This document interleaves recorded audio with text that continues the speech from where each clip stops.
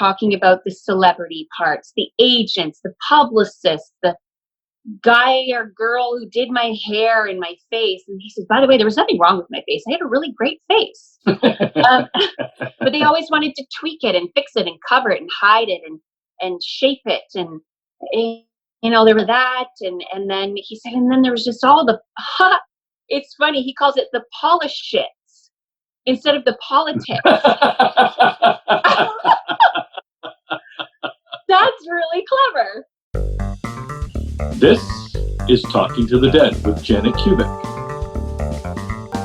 I'm your host, Joe Oliva. Let me introduce you to the star of the show, celebrating her 10th episode, Janet Kubik. Woohoo! Hello. Episode 10. Episode 10. Wow, that flew by. Yeah, I have a present for you. Do you want it now? Sure. Okay. It's a cake. It's an imaginary cake. You have kids. That is so not fair because, cake is one of my favorite things. So I didn't have cake on my mind. Now I have cake on my mind. But you didn't give me a real cake. It's an imaginary cake, 0 calories. It's purple. I'd rather have the cake. It's light purple and dark purple and white with white writing on it. And it says, Happy 10th anniversary. Oh, it sounds beautiful and even more importantly, delicious. It but is. I have to admit, I'm a little sad that I'm not actually eating it right now. So we'll just pretend for a moment. It's bitter. It's a bittersweet cake. Okay. So we had a plan for today. And then you said, let's throw the plan out the window. Because you were getting bugged by someone and you haven't even told me who it is yet. I have no time to prepare questions for whoever this person is. But why don't you fill me in? Okay. Well, I told you that I might give you a little bit of a hint when we first went live today. So my hint was kind of cheesy, but I'll do it anyway and see if you can get some sense. So I kind of envisioned you were going to say, good morning. And then I was going to say, good morning, Joe Oliva. No way. So are we thinking the same thing? Does it start with an R? It does. Robin Williams. Yes. Really? Robin Williams. So for those who have watched episode number 9, the episode where Patrick Swayze showed up, which was incredible, I've had sort of a similar experience this week. Where there have just been little indications here and there. His name would come up, a reference to him here, a reference to him there. And then just, some other little things like I heard this morning, good morning. And immediately thought of the movie Good Morning Vietnam. So again, I was sort of, I think, in a bit of a disbelief state where I'm like, what? Like Robin Williams? Wow. But, it's just how it goes. I've got to go with what I get. I'm a little nervous, but I have a feeling we might hear from, oh, that's funny. I just heard Sir Robin Williams today. He was definitely not a sir. I know, but it almost sounds cheeky. Oh, yeah. So yeah, my mind is very busy right now. He's very erratic. And he's like, Sir William Williams, or Sir Robin Williams, and it's just kind of crazy all of a sudden. And I feel like my hands want to go, and so I'm going to try to hone in on this energy. And I think we should just give him the floor right away and see. Yeah, that's pretty much how it goes with him. So yeah. Okay. There's a very, a sense of very sort of, I get the word polar opposites, what he put out there in terms of who he was. And he says how he felt were very, very different. Right. Oh my goodness. It's very hard to kind of focus, because I feel like he's just kind of all over the map. For a second there, he was talking about the voices and how he would do all these different voices, and he used to wonder where the voices came from. And he's like, I wonder if they were coming from spirit. but maybe they were. I don't know. I don't really know. And he's just got so much to say. And he's saying something about, I don't really, it's not care. He doesn't really have this feeling about people missing him. He's like, sure, it's nice, but whatever. Yeah, he's just all over the place. So this is very, very tricky for me. So you try to kind of like hone in and calm his energy down a little bit, or ask him to calm his energy. It's like, no, like let's get real. Like, let's get serious here for me. He's like, I know. He's like, it's so hard for me. He's like, it's so hard for me to not be funny. I gotta be the funny guy. I gotta be funny. He's like, no, but no, let's be real. And now the energy is shifting. It's very dark. He talks about it being very dark where he is, not where he is now, dark where he was in his mind, in his body when he was here. Right. It's very dark. He says it's very quiet. It's very lonely, but in a good way. He's like, I'm trying to push everything out. It's like he's talking as if it's happening now, but I think he's just sort of referring to his experience when he was here. Okay, so he's not feeling this way now where he is. This is a reference to how he was feeling when he was here, even though he's using like current tense. Too much. There was too much noise. Too much going. He said, I had so much going on in my head already. I just couldn't take all the rest of it. Okay, and he's like, yes, I'm talking about the celebrity parts, the agents, the publicists, the guy or girl who did my hair and my face. And he says, by the way, there was nothing wrong with my face. I had a really great face. But they always wanted to tweak it and fix it and cover it and hide it and shape it. And there were that. And then he said, and then there was just all the, it's funny, he calls it the polish shits instead of the politics. That's really clever. I've never heard that before. He's like, and sorry, we're jumping off track again. He's like, did you watch those two monkeys last night? What are these monkeys doing dressed up in suits? They should be locked up in a zoo. And here they are on public television claiming to be leaders of our country. And he says our country because he, I guess, was American, right? Because we're Canadian. But yeah, leaders of our country, he says. He says, they think that I was telling jokes. He says, they are jokes. They just are. Okay, just so people know, this will be published 8 days after the first political debate between Joe Biden and Donald Trump. So when he says last night, we're recording this a week ahead. Yes. So he's talking about that first debate anyway. Yes. For some context. Got to give context, Robin. Yes. Well, and he's like, and talk about noise. Like he says, there's just so much external noise. And he said, that's what you all need to learn how to do is to turn off the external noise.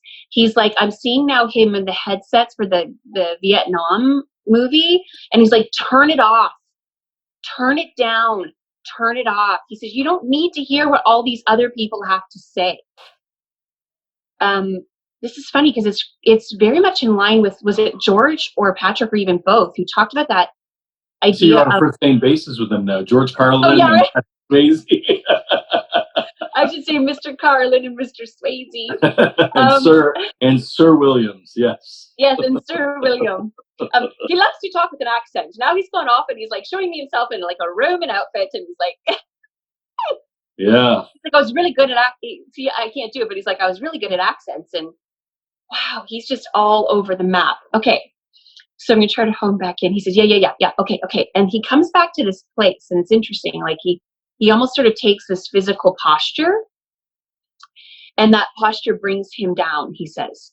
When he goes into this pose, it brings him down. So like the way I'm seeing it now is that you can't see my hands, but his hands are sort of together and they're between his legs and he's kind of almost rocking back and forth. Okay.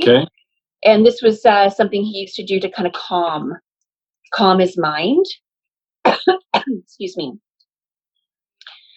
Okay, so I think he's trying to sort of calm himself down a little bit. He says, yeah, I get a little bit excited. He says, big surprise. Big surprise. And he's doing like these funny faces like, ha, ha. Oh my goodness. Okay.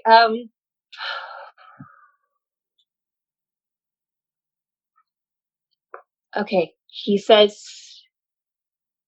it would just go dark. Okay, here we go. We have really, the energy has completely shifted. Okay. I feel like he's showing me what it was like for him. In his dark days. Yeah. He said, okay, I had no time to prepare for this interview, let's call it, but he suffered from depression, was it? I'm just going from memory. I think that that's the case, but I'm not entirely sure, so I don't want to say yes because I'm not 100% sure. But he refers to them as his moments. He said nothing for me lasted as long as a day, because you had referred to it, Joe, as dark days. He says nothing for him was consistent enough for a day. It feels like he really was riding an up and down, like he was just like a teeter-totter. I was almost going to say roller coaster, but then he gave me the image of a teeter-totter. It's like he was either really high, energy-wise, etc., or really low. And he says, clarify, because I don't want them to think I was doing this. Right? Okay. So when I referred to high, he wants to clarify, I wasn't doing this. See, again, that's just the woo up and down. He says, no, we got to go back. We got to go back. He says, because going back to here, he says, that's where the truth was. He says, that's where my truth existed, was in that place. So he says, I got to go back there. I don't want to go back there. I don't like going there. I hate going there. It hurts to go there, but I have to go there because that is where the truth lies. That is the truth. Not all of this. Not all of this, not all of these voices, not all of this going on. It's here. It's here where it's quiet. It's here where it's quiet, and when I can just be calm and be quiet, that's where my truth lies. And I don't know if you can't see my hand in my lap, but it's doing this. Yeah, he says you would think I was on drugs. I often did, to be honest with you. Oh. Okay, well then maybe that's why he brought that up. But not this marijuana. I always thought he was on something else because he was. I mean, he could just go off on a tangent. There's a famous interview he did inside the actor's studio, where I think James Lipton is the guy's name.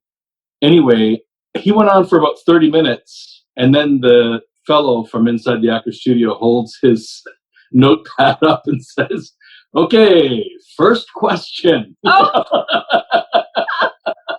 But Robin had already done banter with the audience, like made fun of the set. Yeah, it was really, really funny. Like, it was really, really good. He says, but that's what they expected from me. He's like, that's why they booked me. That's why I got bookings, because I was wild and wacky Robin. And I was going to make everybody laugh. And that's who they needed me to be, or that's who they wanted me to be. He said, but the problem is, that's not who I am. He's like, it's a part of me, but it's not who I am. And they weren't okay with who I am. Again, so who are you? Who are you then? Who are you? He's like, wow, that's a loaded question. He has a hard time not slipping into that. Not joking. He always goes to the joke. Yeah, right? yeah. He's got to go to that. He's got to kind of go to that place. He says, you know what? He said, I don't know who I am. And he said, and that's why I had to leave. He said, that's why I had to go. Because I didn't know anymore who I was. I couldn't figure it out. I couldn't tell. Couldn't distinguish between who they wanted me to be and who I actually was. I didn't really know who I was. I knew who they wanted me to be. I knew who they told me to be. I knew who the ratings said I should be. I know who my bank account said I should be. But I don't believe that was really me. But they didn't really want to know me. Sorry, Joe, he's continuing. They didn't really want to know me. They wanted to know me the way they created me, or they designed me, or the manic me, or the me when I was struggling with the voices in my head. That was a good thing. He says, but was it? He said, well, it got me here. Here's a pretty good place to be. He said, but I left there. And he said, and I left there sooner than I probably needed to, or could have. Not needed to, could have. Because I didn't know how to be me.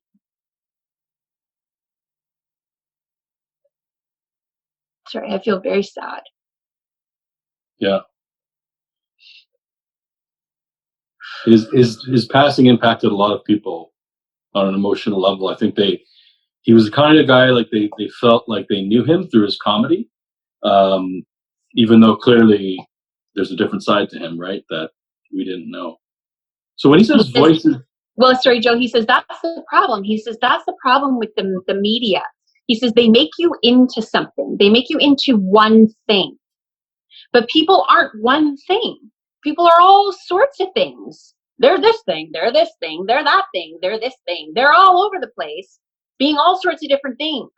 But they're told they're only okay, they're only good enough when they're this one thing, the way that everybody wants them to be, the way that puts money in people's pockets or in bank accounts, or the way that makes people feel good, because nobody wants to feel bad. Who wants to feel bad? Everybody just wants to feel good all the time. Woo! I want to feel good. So that's who they want you to be. He said, but that's not real. That's not real. That's not what life is. We're not meant to be one thing. And it's not that we're not meant to be okay just being one thing. We're not meant to be enough when we're just that one thing. All of who we are is enough. And he's just sort of shaking his head, and he's going back to this position where he's trying to kind of soothe. The word I get is soothe himself. Right. Again, my hands are here and in between my legs, and he's just trying to soothe himself. He says, I get so worked up. And he says, but no one will hear me. He says, if I make a joke about it, they'll hear me. They'll laugh. They'll give me ratings. But if I try to tell them the truth, if I try to tell them how I really feel, they'll turn it off. Nobody wants the TV turned off. That doesn't put money in people's bank accounts. Right. Okay, he's taking a breath. And I feel like he's sort of stepping back for a second to let me kind of regroup. I have some more questions when he's ready. Okay, he's very kind. He feels very, very kind. He feels like he's concerned for my welfare. He's being respectful of me and coming through me, me being his conduit. So he's trying to be respectful of me. So I appreciate that very much. And I think that also speaks to who he was. Feels like he was just a very kind person. He says, those who lead from the soul, from the heart and the soul, they're kind. He said, when you get covered up in all that other gunk, that's when you become not kind. He says, we got to stop telling people to be kind when they don't know how to be, because they're so shrouded or covered up in all that gunk. He says, you got to learn how to get rid of the gunk first, how to peel back all those layers of what we're supposed to do or what we should be. Or what puts money in people's bank accounts, deciding what's good enough, letting other people decide what's good enough or what makes you good enough. He said, that's what we need to do, because that innately will allow your soul to shine through. That's going to let your heart explode. And when your heart is exploding and you're living from your heart, he says, then you're just kind naturally. You're kind innately. It just is natural. It just happens. So stop trying to force people. I know you're trying to do a good thing. All you positive people, positive mindset people. It's great. It's good work. You're calling attention to it. I appreciate that. That's great. But you're not doing it the right way. You're not doing it the right way. You're not doing it the right way.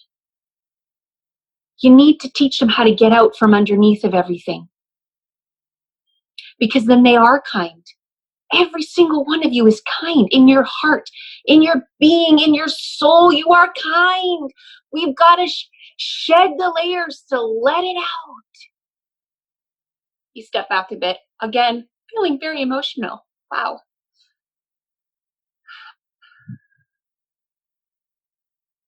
He says, it's sad. I know it's sad. He said it was sad when I was there, and it's, frankly, it's gotten a whole lot sadder. He said, I guess I should say more sad. Excuse me.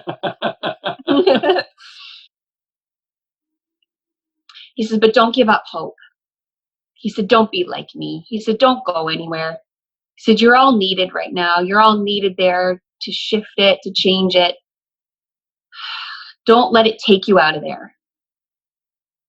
So if you're listening to this and you're thinking that enough is enough and I just need to get out of there, don't let it take you out. This is a good place to be, don't get me wrong. And you're going to love it when you get here. He said, but right now, you're needed. Each and every one of you is needed. You need to shed the layers and let your heart explode. That's what the world needs. That's what the earth needs. That's what you need. And then I just heard him say, I'm out. Oh, come on, I have questions. Get him back. Encore, encore. So you can ask the question, Joe, and then I will see if his energy steps back in. Okay, one question. Is he at peace now?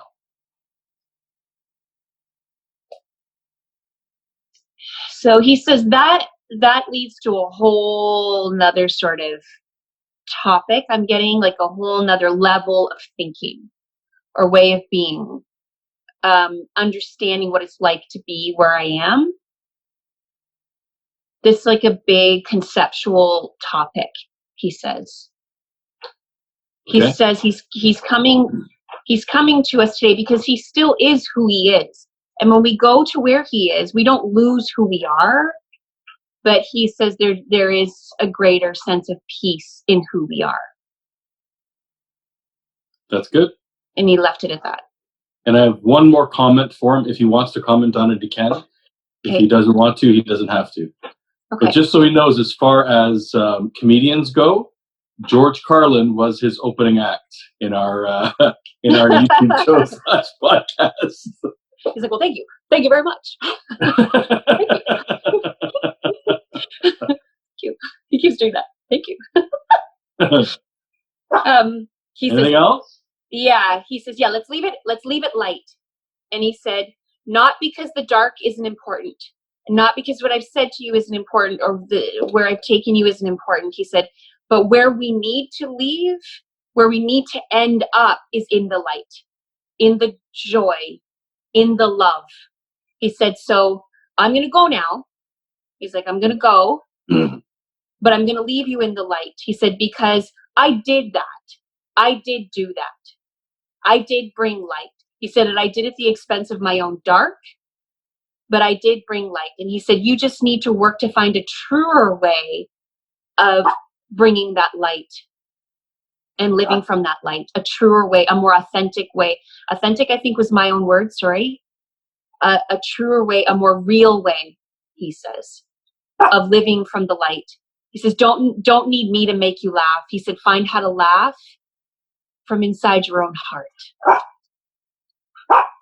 And that's my little puppy as she's making herself known. I think she's enjoying this conversation with Robin Williams. Come here, sweetie.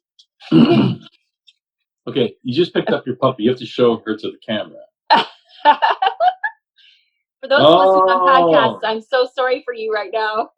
Because this is little Ellabella, and she's pretty cute. Okay, Janet has calmed her little puppy, cute little puppy. For those listening on the audio podcast, you have to go watch it on YouTube. Right? You're missing out. Very cute puppy. Thoughts on what just happened?